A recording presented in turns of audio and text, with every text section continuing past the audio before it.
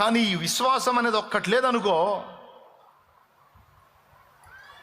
విశ్వాసమే లేనివాడికి ఇక చక్కాతి కాదు, ఒక షేపులోకి తేవాతి కాదు. అందుకని ముందు అసలు ఒక షేపులోకి తేవాలంటే ముందు మెయిన్ దేవుడు వాళ్ళలో చూసేది విశ్వాసం. ఆ విశ్వాసం గల వాడిని చేతబట్టుకుంటాడు, ఇక వెంటబడతాడు. ఏమన్నాడు? నేను నీతో చెప్పినది నెరవేర్చే వరకు నేను నిన్ను విడవనంటే ఉతికి ఆరేస్తా, ఒక తోముతా, మొత్తం మీద నేను అనుకున్న షేపు నీలోనికి తీసుకొచ్చి వదులుతా అని అర్థం. ఎంతమందికి అర్థమైంది? అబద్ధాలు ఆడకుండా చెప్పండి, నిజంగా అర్థమైందా? మేజర్గా ఏం చూస్తాడు దేవుడు? అది నీలో గట్టిగా ఉందా లేదా అని చూస్తాడు. ఉందా? అట్లయితే ఓకే, నేను చూసుకుంటా. పరిశుద్ధ జీవితం లేదుగా ప్రభు అంటే నేను తెప్పిస్తాగా.